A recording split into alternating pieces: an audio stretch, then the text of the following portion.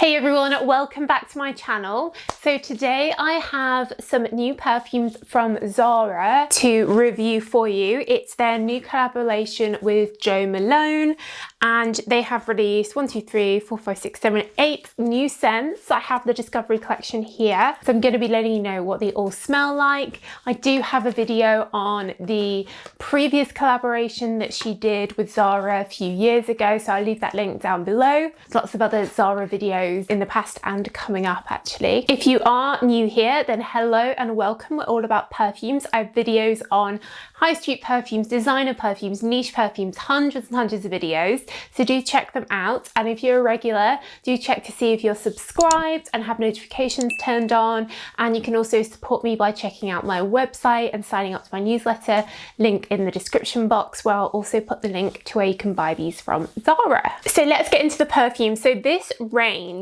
is actually, each perfume is named after a different city, so it's kind of like a city collection, which I think is quite cool. It's just called ZARA Olfactory Collection, but at the back of the box it says a collection created by Jo Malone, CBE, founder of Jo Loves. So if you don't know, Jo Malone actually sold Jo Malone London to Estee Lauder many years ago, so she's no longer involved with Jo Malone London whatsoever. She's since started her own brand called Jo Loves. They have a shop here in Pimlico and they're available Cult Beauty, I think Sephora in America. I can leave a link. So there's obviously some kind of loophole in that contract because she's still able to use her name, Jo Malone, in reference to perfumes. So I do notice it says Jo Malone CBE, which is like a British royal thing that she's...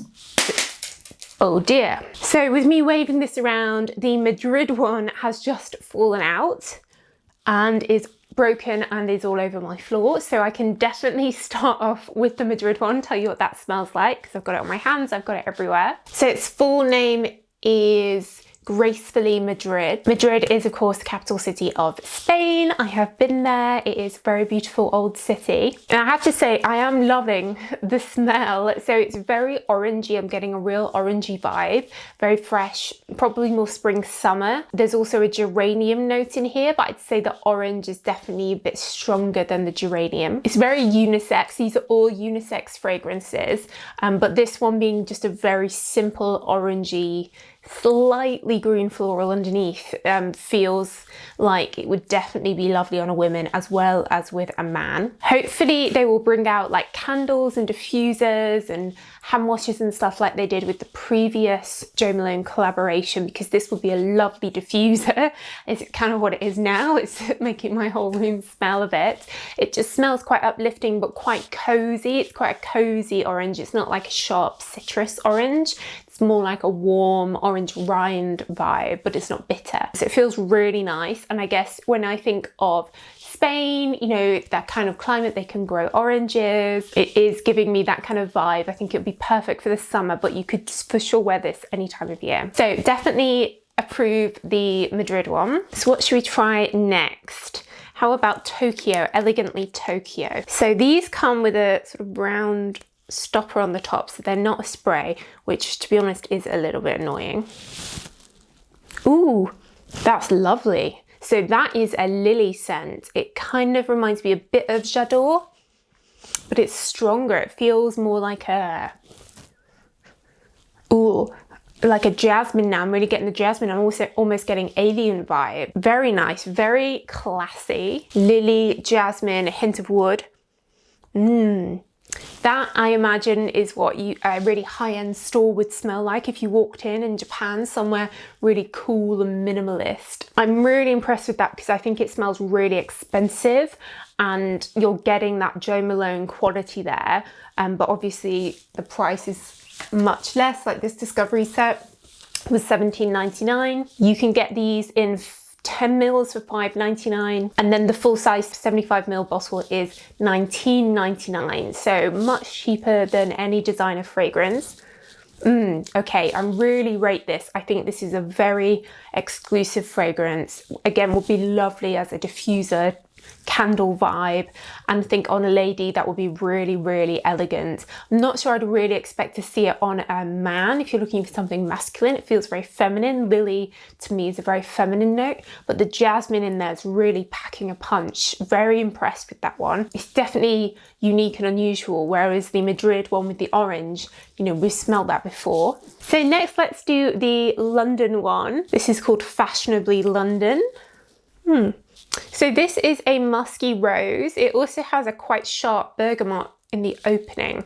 Now, interestingly, even though this is a rose, the muskiness and the bergamot is actually making me feel quite masculine vibes from this. And rose is very much used in men's fragrance. Yeah, definitely unisex. It almost feels a bit woody, musky underneath. I think if you like your more leathery, woody roses, or your more like oriental Turkish rose type scent, I would definitely recommend checking this out.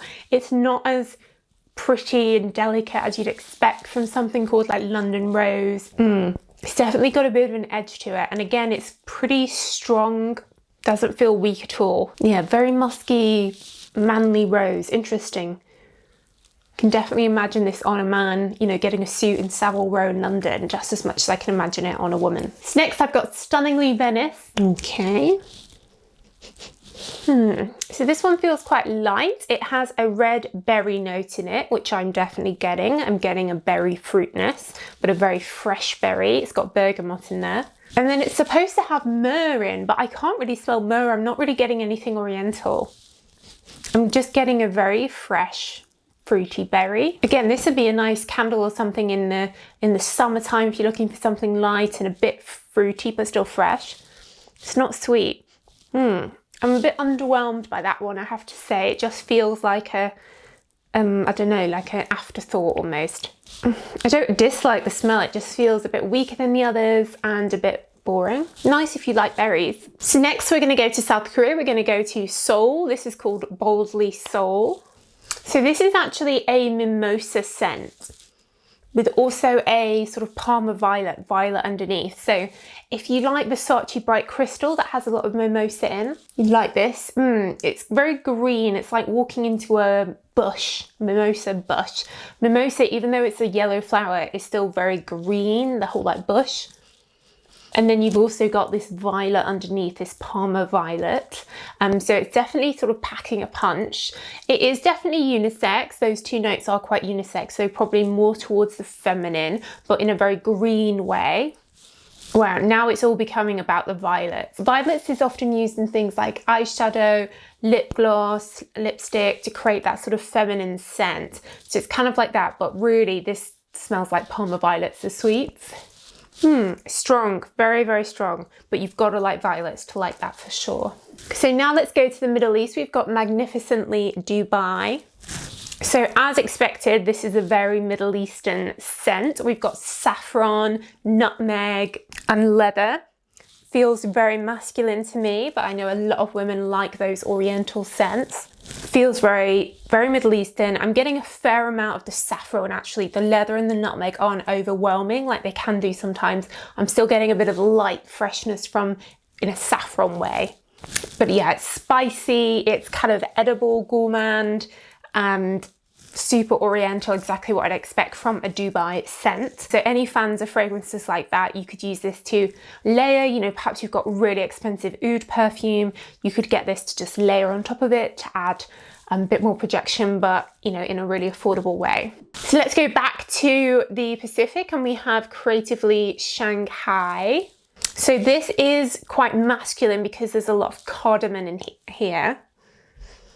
Cedar, cardamom, and then an orange top note. So for me, that's a classic male scent.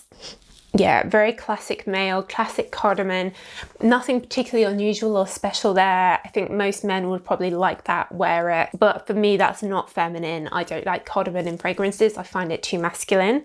That's a very typical male scent, I'd say. And then lastly, we've got Energetically New York, which also has cardamom in. This is much deeper, like a woody cardamom, a bit more stronger, a bit more evening time, a bit more powerful, and definitely more like macho.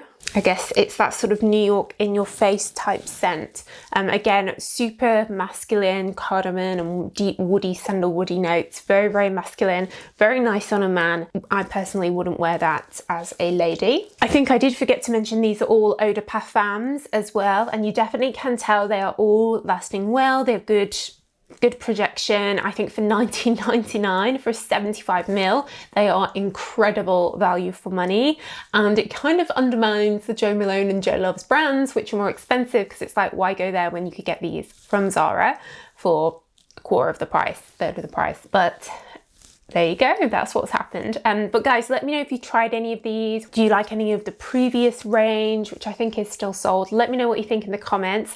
Like I said, I'll leave links in the description box to where you can buy this from Zara. But that's it, guys. So thank you so much for watching, as always, and I will see you in the next video.